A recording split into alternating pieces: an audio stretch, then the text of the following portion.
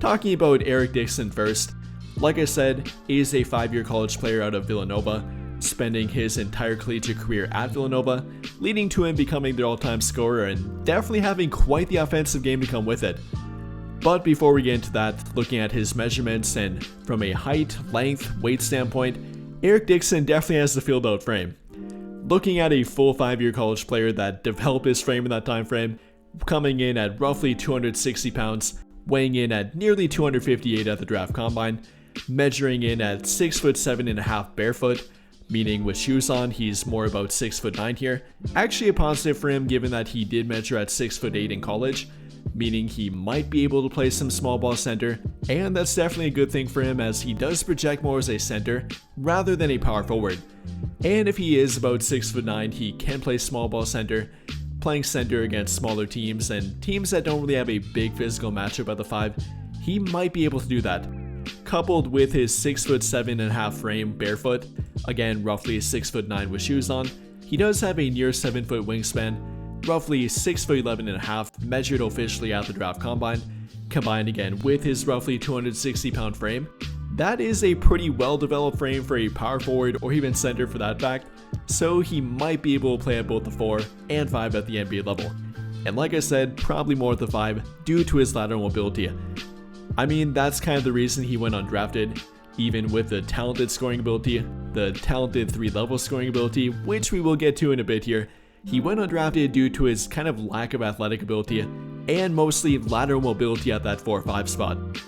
Simply put, is not a good side-to-side athlete, won't be switching on defense, definitely won't be guarding the perimeter very much or very well for that fact. Didn't do it at the college level, so I can't imagine he'll be very good at the NBA level.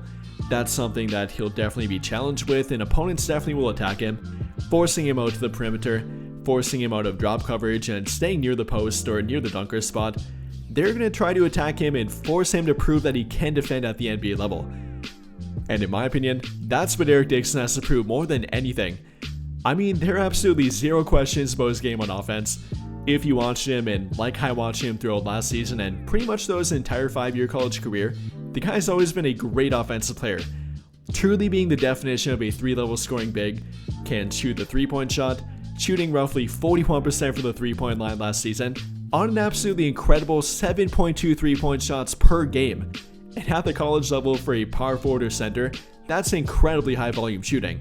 So no question about that, no question about his low post game. Is kind of a throwback player here in that regard. Not sure I'd compare him directly to a guy like Zach Randolph for example, but kind of think that frame and kind of think that type of player. Really a bully ball player around the rim. I mean, if you're guarding him and trying to contain him in the post, you better have a pretty good frame to kind of counteract him. If you're anything less than 250 or have a massive height advantage over him, then you're probably not going to stop Eric Dixon in the post.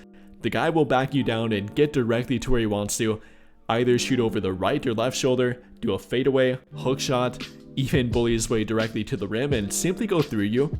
The guy definitely has a wide array of moves at the rim and definitely will power his way to get to that point too. So again, between the 3-point shooting, even has a pretty good mid-range shot, both from the post and simply spotting up or pulling up, definitely has a true 3-level game on offense, no question about that. Like I said though, I keep having to come back to his defense and overall athletic ability. You know, he's not a terrible vertical athlete, actually measured at a 32.5-inch vertical at the draft combine, so that's not bad at all. Whether you're talking about for a center or power forward, that's more average rather than below average, so not gonna knock him for that. But for side-to-side movement, won't be switching on defense, can't expect him to take on tough matchups on defense, even worse than a Rui Hachimura for example, who we often talk about as not a good perimeter defender. At that 4 spot, you have to do it in the modern NBA, and if you can't, there might not be a long-term spot for you. So that definitely is the question with Eric Dixon. Regardless though, I really do like the pickup. The Lakers have had great luck with full 5-year college players like Austin Reeves for example, definitely working out with him. They seem to have a good insight on 5-year college guys that are both NBA ready and still have some untapped potential. So hopefully they have found that once again with Eric Dixon, and I'd like to believe they did. But I think that'll pretty much do it for this one. And if you enjoyed the video, then I'll greatly appreciate it if you dropped a like, subscribe to the channel if you have not already, and hit that notification bell to never miss out when I upload a video. But as always, thank you for watching and have a great day or night.